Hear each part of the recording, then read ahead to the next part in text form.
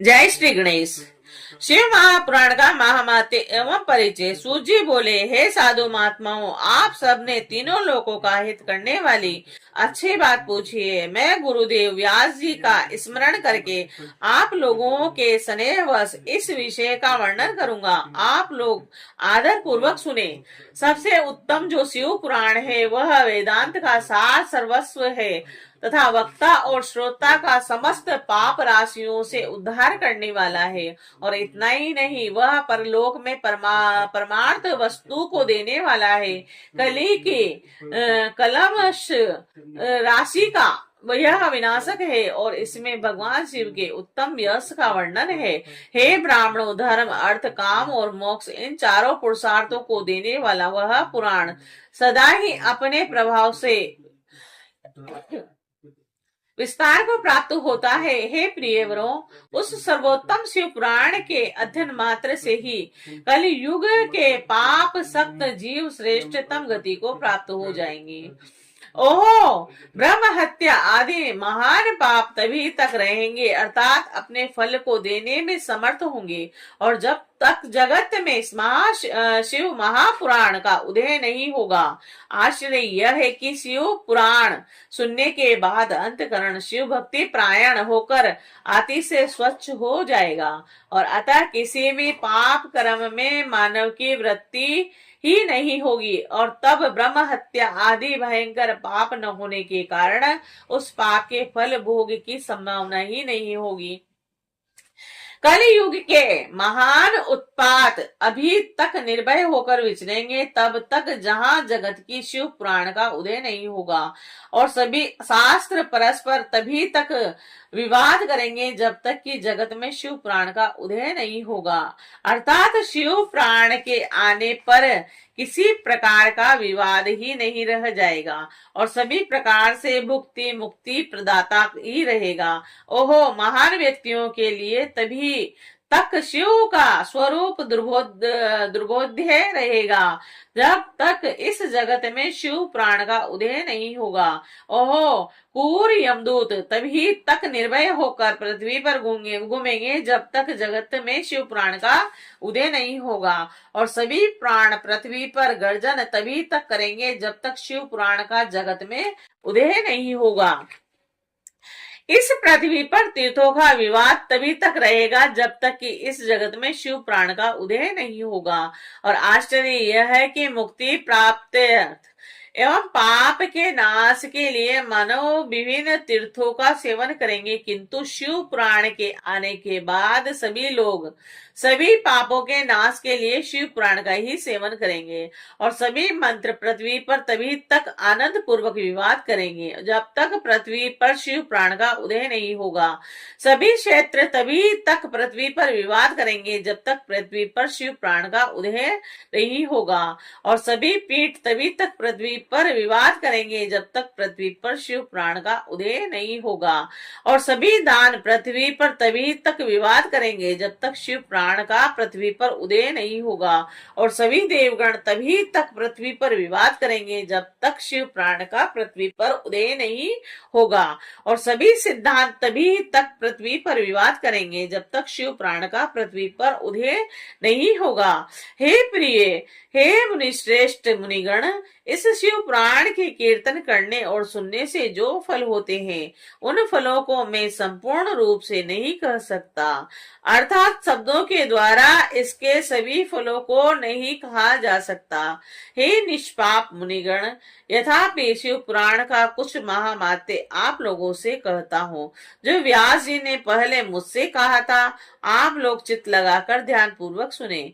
जो भक्ति पूर्वक इस शिव पुराण का एक श्लोक या आधा श्लोक भी पढ़ता है वह उसी क्षण पाप से छुटकारा पा जाता है। और जो आलस रहित होकर प्रतिदिन भक्ति पूर्वक इस शिव पुराण का यथाशक्ति पाठ करता है वह जीवन मुक्त हो जाता है। जो इस शिव पुराण की सदा पूजा करता है वह निसंदेह प्रतिदिन अश्वमेघ यज्ञ का फल प्राप्त करता है। और जो व्यक्ति साधारण पद की प्राप्ति की इच्छा से इस शिव पुराण को मुझ से अथवा अन्य किसी से सुनता है वह भी पातकों से मुक्त हो जाता है। और जो इस शिव पुराण को समीप से प्रणाम करता है वह सभी देवों की पूजा का फल प्राप्त करता है और इसमें संशय नहीं है। जो इस शिव पुराण को स्वयं लिखकर शिव भक्तों को दान करता है उसके पुण्य फल को सुने। शास्त्रों का अध्ययन करने और वेदों का पाठ करने से जो दुर्लभ फल प्राप्त होता है वह फल उसको प्राप्त होता है।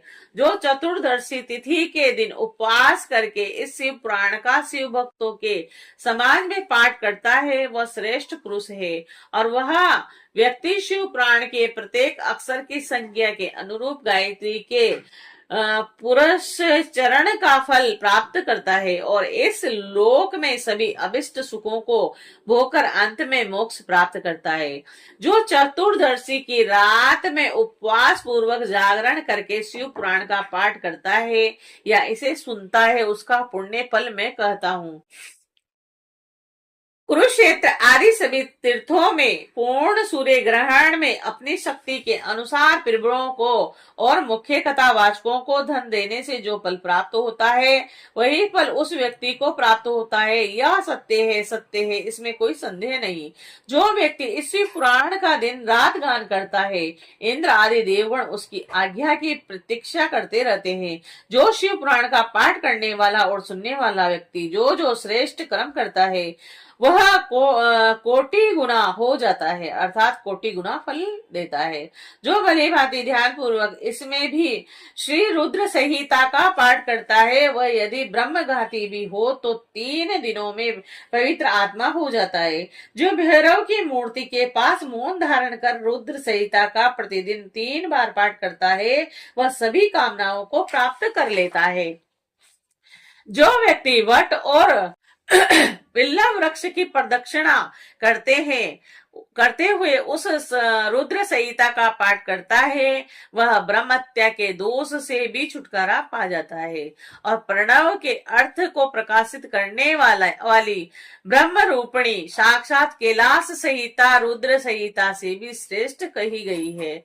हे द्विजो, कैलाश संहिता का संपूर्ण महामात्य तो शंकर जी ही जानते हैं और उससे आधा महामात्य व्यास जी जानते हैं और उसका आधा मैं जानता हूँ और इसके संपूर्ण महामात्य का वर्णन तो मैं नहीं कर सकता, कुछ ही अंश कहूंगा और जिसको जानकर उसी क्षण चित्त की शुद्धि हो जाएगी। हे द्विजो, लोक में ढूंढने पर भी मैंने ऐसे किसी पाप को नहीं देखा जिसे वह रुद्र संहिता नष्ट कर सके। और उपनिषद रूपी सागर का मंथन करके शिव ने आनंद पूर्वक इस रुद्र संहिता रूपी अमृत को संपन्न किया और कुम्हार कार्तिक को समर्पित किया और जिसे पीकर मानव अमर हो गया। ब्रह्म हत्या आदि पापों की निष्कृति करने के लिए तत्पर मनुष्य महीने भर रुद्र संहिता का पाठ करके उन पापों से मुक्त हो जाता है और दुष्प्रतिग्रह दुर्भोज्य और दुरालाप से जो पाप होता है वह इस रुद्र संहिता का एक बार कीर्तन करने से नष्ट हो जाता है। जो व्यक्ति शिवालय में अथवा बेल के वन में इस संहिता का पाठ करता है वह उससे जो फल प्राप्त होता है उसका वर्णन वाणी से नहीं किया जा सकता। जो व्यक्ति श्रद्धा पूर्वक इस संहिता का पाठ करते हुए श्राद्ध के समय ब्राह्मणों को भोजन कराता है उसके सभी पितृ शंभु के परम पद को प्राप्त करते हैं। चतुर्दशी के दिन निराहार रहकर जो बेल के वृक्ष के नीचे इस संहिता का पाठ करता है वह साक्षात शिव होकर सभी देवों से पूजित होता है और इसमें अन्य संहिताएं सभी कामनाओं के फल की पूर्ण करने वाली हैं, किंतु लीला और विज्ञान से परिपूर्ण इन दोनों संहिताओं को विशिष्ट समझना चाहिए। शिव पुराण को वेद के तुल्य माना गया है और इस वेद कल्प पुराण का सबसे पहले भगवान शिव ने ही प्रणय किया था। और विद्वेश्वर संहिता, रुद्र संहिता, विनायक संहिता, उमा संहिता, मातु संहिता, एकादश मरु रुद्र संहिता, कैलाश संहिता, शत रुद्र संहिता, कोटि रुद्र संहिता और सहस्त्र कोटि रुद्र संहिता, वायवीय संहिता तथा धर्म संहिता, इस प्रकार इस पुराण के 12 वेद हैं। जो यह 12 संहिता अत्यंत पुण्यमयी मानी गई है। ब्राह्मणों, अब मैं उनके श्लोकों की संख्या बता रहा हूँ, आप लोग वह सब आदर पूर्वक सुने। विद्येश्वर संहिता में 10,000 श्लोक हैं। रुद्र संहिता और विनायक संहिता और उमा संहिता और मातु संहिता, इनमें प्रत्येक में 8,000 श्लोक हैं।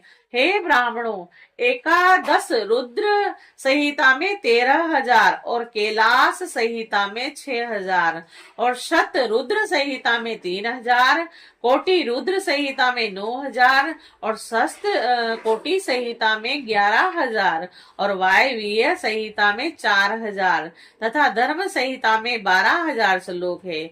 और इस प्रकार संख्या के अनुसार मूल शिव पुराण की श्लोक संख्या 1,00,000 है।